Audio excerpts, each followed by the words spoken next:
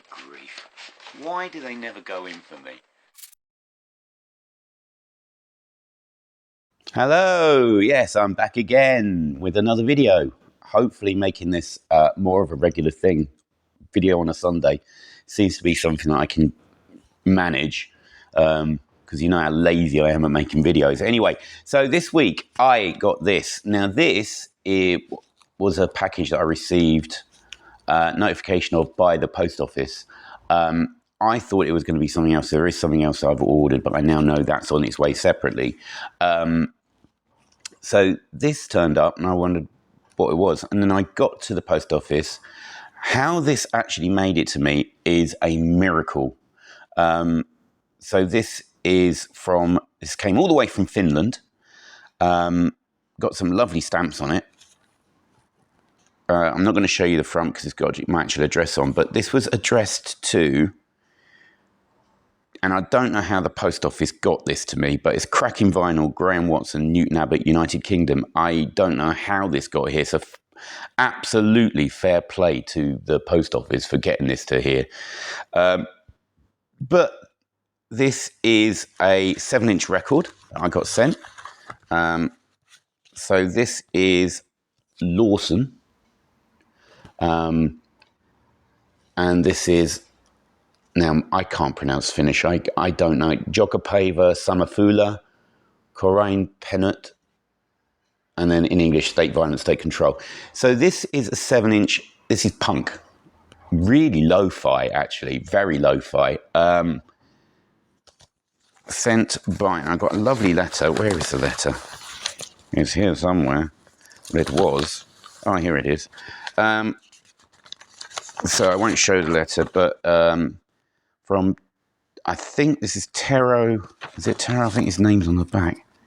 Tero Leto from Henela. Won't put any more of the address. And it's a really great letter. Saying I'm the only person who's ever shown Danielle Dax, who I love, and mentioning Half Man, Half Biscuit, and showing Gesh Patty, who I showed on my last 12-inch video. So as a bit of a thank you, just for making videos about artists that don't seem to be rarely mentioned, I got sent this, and it's actually really interesting. It's very lo-fi punk. Some of it's in Finnish, some of it's in English. I can't quite make out a lot of lyrics, but that's because I'm old and my ears don't work maybe as well as they should. The first one is saying every day, same thing, or something like that. Second one is translates as puppies, and the last one is State Violence, State Control. So this is very lo-fi, a haze of guitars over a drum machine with very basic synth melodies. I mean, it's a keyboard. I'm not sure. It's a very lo-fi recording. And it really reminded me, and it made me get this out again, of this guy. So this is Rancid Hellspawn. So this is a CD I got back, I don't know, a while ago called, this is Scalpel Party, which is a best of. His records are actually fairly expensive now, or they're in crap condition. So I haven't actually got any vinyl by him. This CD I got for free because the chap who sold it dropped it before he sent it to me, scratched it up to heck. So only a certain amount of the tracks are playable. I've just reordered another copy. I found another cheap copy, so that's cool. So yeah, so this really reminded me of this, which I'm going to play once I get the new copy of it. So thanks for that, Tero. That was absolutely outstanding. And fair play to the post office for finding it.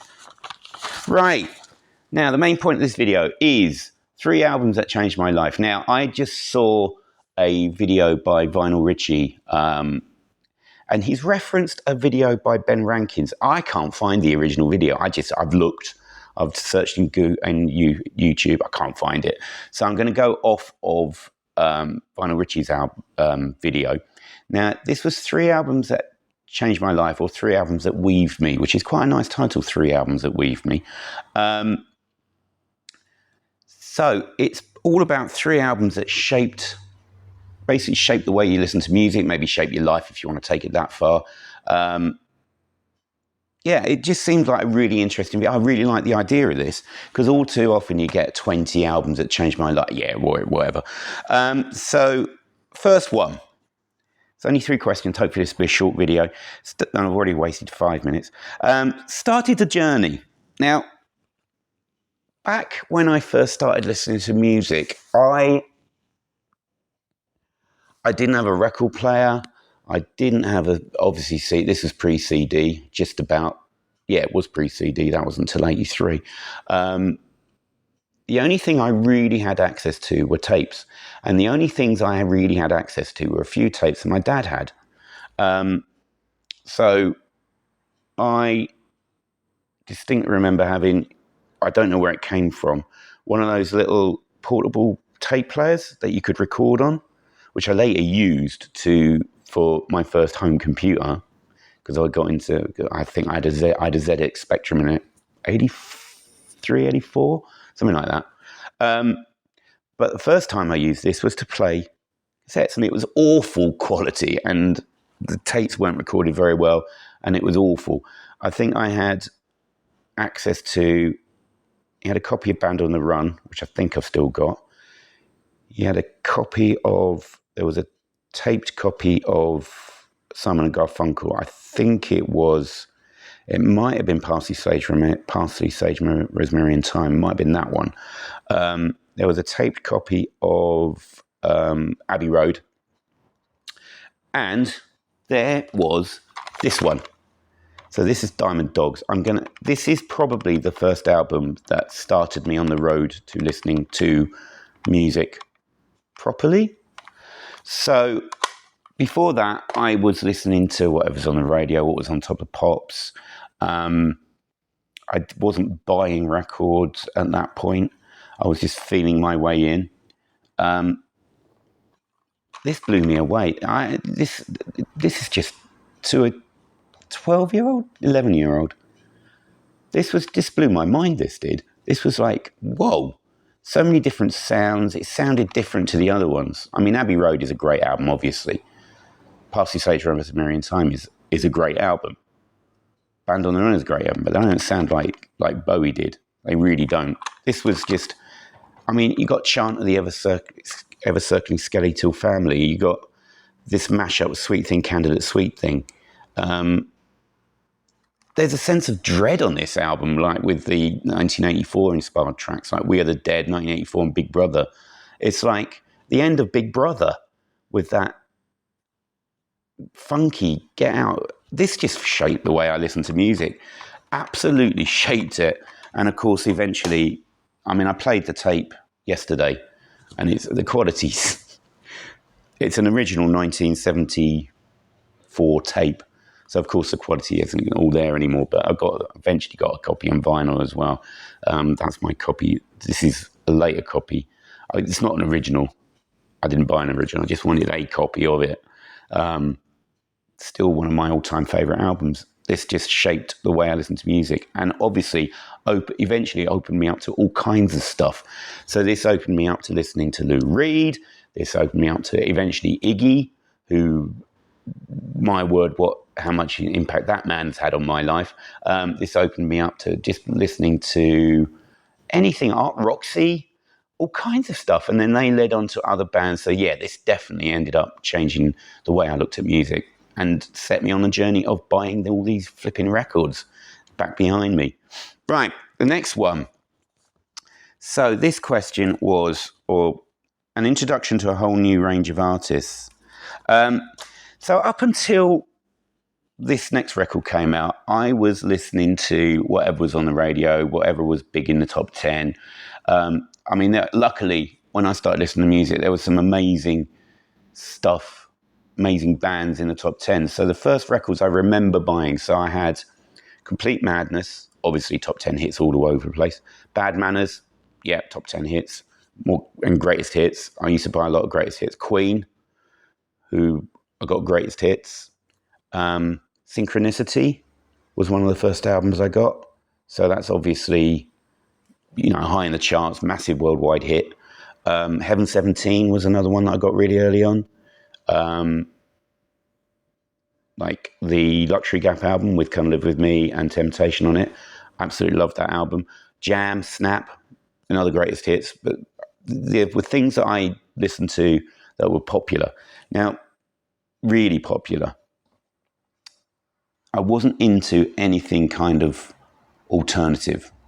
Yeah, Richie said basic alternative means punk, kind of. But this album changed what I was listening to, and it skewed me off into a whole new zone. So I started listening to other stuff. So this album is the Smiths' debut. This album definitely changed the way I looked at music. So this is probably the first alternative record I ever got into. Definitely the first one I bought or I got given as a gift. I can't remember. I think might have been a birthday present. Might have been, maybe, I don't know. But this, what a record this was. So of course, I've said before, it all started off with This Charming Man and seeing that on. Now, I'm not sure whether it was Top of the Pops or whether it was Whistle Test. I can't remember now. I know it was on Top of the Pops. Might have seen it on Whistle Test because I got a memory of a video in some kind of a factory or something. So it was around that time, late 83. This came out in February 84 or kind of like late winter 84. And good grief, what a record. I mean, of course, it didn't have This Charming Man on it, but things like Reel Around the Fountain, it just hooked me in hand in glove. What difference does it make? What a tune. Suffer Little Children. I mean, this changed the way I looked at music, and it got me into a whole other slew of bands and changed the way I looked at what was good. So this got me into, The Cure probably started me off, but definitely getting into The Cure, Banshees. Eventually it led to, I don't know, just anything that was kind of on the left side of the radio, whatever that compilation of albums was called. But that alternative skewed, and it's where I've stayed for the rest of my life. Even like the metal that I listen to is definitely, a lot of it is just alternative. It's non-mainstream music. I mean, of course, I still listen to mainstream stuff every now and again, but not the vast majority of stuff I have is non-mainstream stuff, and that includes all the metal and all the punk and all the grunge and all the rest of it. Even though they did become mainstream, it comes from a different area. So this definitely changed my life. The third album is the record that made me check out non-chart music. So even though the Smiths changed what I was listening to and what I was interested in, and the first bands I ever went to see live, like the Cult came from the Smiths. I wasn't into the Cult until after I got into the Smiths and started looking elsewhere. And the Cult were probably my band of the 80s, really. Anyway, but I thought, well, if it wasn't in the charts, it wouldn't be any good. How wrong I was. What a load of old tap that idea is. So I started reading music papers in 85-ish.